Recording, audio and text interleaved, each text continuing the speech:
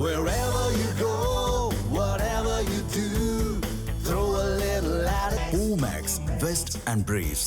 பணத்தை தொடமாட்டோம், மக்கள் பணத்தை தொட்டவர்களை விடமாட்டோம் என முழக்கமிட்டு தமிழக முதல்வர் அவர்கள் தொடர்ந்து ஒவ்வொரு மேடைகளிலும் பேசி வருகிறார்கள். தமிழக வெற்றிக் கழகத்தின் ஆட்சியினை வீழ்த்துவதற்காக இங்கே அரசு அதிகாரிகள் அனைத்து துறைகளிலும் தொடர்ந்து ஊழல் செய்து வருகிறார்கள். அதற்கு எடுத்துக்காட்டாய் லஞ்ச ஒழிப்புத்துறையினர் தொடர்ந்து அனைத்து துறைகளிலும் பணங்களை பறிமுதல் செய்து வருவதாக செய்திகள் வருவது கவலைக்குரியதாக இருக்கிறது. கடந்த ஆட்சி வீழ்ந்ததுக்கு முக்கிய காரணமாக சொல்லப்படுவது என்னவென்றால் இந்த அரசு அதிகாரிகள் தான். அனைத்து துறைகளிலும் ஊழல் மலிந்து கிடந்தது. இப்போது தமிழகத்தில் ஆட்சி நடத்தி கொண்டு இருக்கிற தமிழக வெற்றிக் கழகத்தின் தலைவர் இதையெல்லாம் சீர்தூக்கி பார்க்க வேண்டும், அதிகாரிகளை உற்று நோக்கி பார்க்க வேண்டும். அப்பொழுதுதான் லஞ்சம் ஊழல் கட்டுக்குள் வரப்படும். வெறும் அதிகாரிகளை நம்பி ஆட்சி நடத்தினால் கடந்த ஆட்சியாளர்களுக்கு என்ன நிலை ஏற்பட்டதோ அதே நிலைதான் தமிழக வெற்றிக் கழகத்துக்கும் ஏற்படும் என இந்நேரத்தில் தெரிவித்துக் கொள்கிறேன். கடந்த காலத்தில் திமுக ஆட்சி கவிழ முக்கிய காரணம் என்னவென்றால் லஞ்ச ஒழிப்புத்துறை தான். அதிகாரிகள் அனைவருமே லஞ்சம் வாங்கிவிட்டு மக்கள் திசைப்போக்கும் நிலையை செய்கிறார்கள். தற்போது விஜய் அவர்கள் அதை அதிக கவனம் எடுத்து இந்த மாதிரி ஒரு விஷயம் நடக்காதவாறு கேட்டுக்கொள்கிறேன். சாதாரணமாக நம்ம தமிழக கவர்மெண்ட் பஸ் எந்த விலைக்கு வருதோ அந்த விலைக்கு நாங்கள் பண்ணித்தரோம் அப்படின்ற மாதிரி ஒரு கோரிக்கை வச்சுருக்காங்க.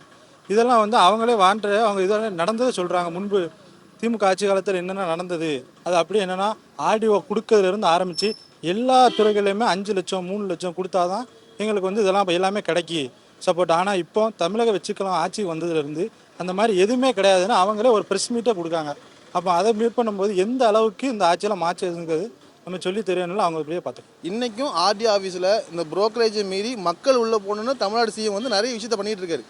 இன்றைக்கும் இப்போ முன்னாடி இருந்த ஆட்சியில் எப்படின்னா மக்கள் உள்ளே போக முடியாது, ஒரு புரோக்கர் மூலியம் முன்னாடி அவங்களுக்கு கமிஷன் கொடுத்து லஞ்சம் கொடுத்தா உள்ளே போகணும். ஆனால் இன்றைக்கி ஸ்டேஜில் மக்கள் டைரெக்டாக உள்ளே போய் அவங்களுக்கான வேலையை அவங்களே பார்க்காங்க, அதுக்கான ஆஃபீஸும் சப்போர்ட் பண்ணுறாங்க. எந்த புரோக்கரையும் உள்ளே அலோவ் பண்ணல. அதுக்கான நிறைய சோதனைகள் இன்னும் நிறைய சிஎம் நிறைய வச்சுருக்காரு. அது இன்னும் நடந்துகிட்டு இருக்கு. இப்போ ஒன்றும் இல்லை, ஆர்டி ஆஃபீஸில் நிறைய யாருமே உள்ளே போக முடியல. லஞ்சம் எதுவும் ரொம்ப ரொம்ப குறைஞ்சிருக்கு. மாற்றம் தான். இந்த மாற்றத்தை கண்டிப்பாக ஒத்துக்கிறோம். 100 வருஷம் இது வரைக்கும் முன்னாடி சுதந்திரத்துக்கப்புறம் 97க்கு அப்புறம் நம்ம ரொம்ப நாள் ஆட்சியில் இருந்திருக்கோம். ஆனால் விஜய் ஆட்சிக்கு வந்ததுக்கு அப்புறம் கிட்டத்தட்ட பார்த்திங்கன்னா இப்போ பத்திரப்பதிவு இப்போ என்கிட்டே நான் விஓ ஆஃபீஸில் நான் என்கிட்டே லஞ்சம் கேட்டிருக்காங்க.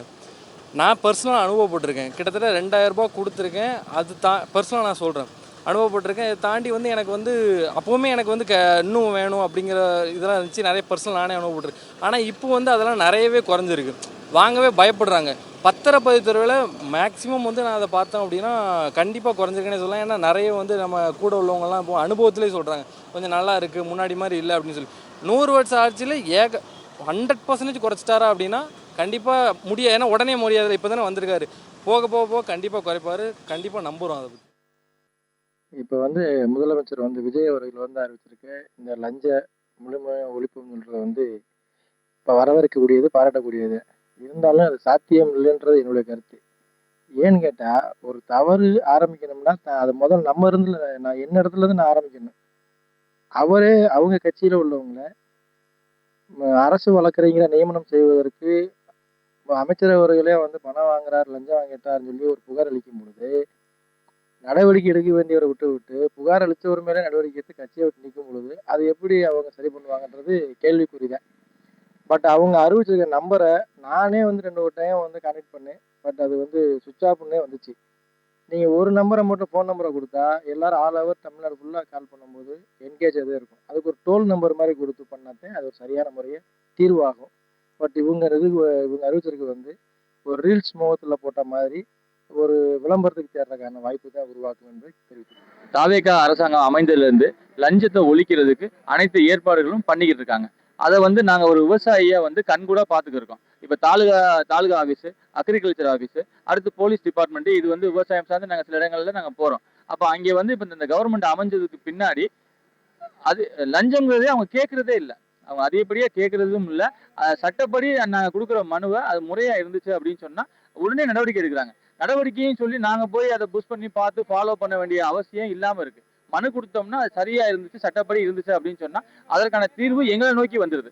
அதனால தாவேகா அரசாங்கம் அமைஞ்சதுல இருந்து லஞ்சம் ஒழிக்கப்பட்டு விட்டது அப்படிங்கறத நம்ம ஆணித்தரமா சொல்லலாம். இப்போ முதலமைச்சர் சொல்லியிருக்கிறது லஞ்சம் இல்லாத தமிழகத்தை உருவாக்கணும்னு சொல்லியிருக்கிறது நல்ல விஷயம்தான், அதை வரவேற்கத்தக்கது தான். ஆனால் விஜய் அவர்கள் வந்து யாரை வச்சு லஞ்சம் ஒழிப்பாருன்னு தெரியல. ஏன்னா கடந்த இத்தனை வருடமாக வந்துட்டு 2 அரசியல் கட்சிக்கு தான் மாறி மாறி தமிழகத்தை ஆட்சி பண்ணிக்கிட்டு இருக்காங்க. அந்த கட்சியில் இருந்தவங்களே வந்து நம்ம தாவேக்கால இணைக்கும் போது வந்துட்டு அவங்கள கூட்டா வச்சுக்கிட்டு எப்படி வந்து லஞ்சத்தை வந்து ஒழிக்க முடியும்? ஏன்னா இவங்க மாறி மாறி தான் ஊழல் செஞ்சதுனால தான் புதியதாக ஒரு அரசை தேர்ந்தெடுக்காங்க மக்கள். இவங்க பழைய கட்சியில் இருக்கிறவங்க வந்து மறு தாவேக்கால இணையும் போது வந்து அதை அவங்கள வச்சுட்டு விஜய் வந்து எப்படி லஞ்சம் ஒழிப்பாருன்னு எனக்கு அது வந்து அவரோட கருத்து நல்ல கருத்து. ஆனால் அதை அவரால் செய்ய முடியுமாங்கிறது வந்து தெரியல. தமிழ் ஜனம் சேனலை சப்ஸ்கிரைப் பண்ணாமல் பார்த்துட்டு இருந்தீங்கன்னா மறக்காமல் சப்ஸ்கிரைப் பண்ணிடுங்க.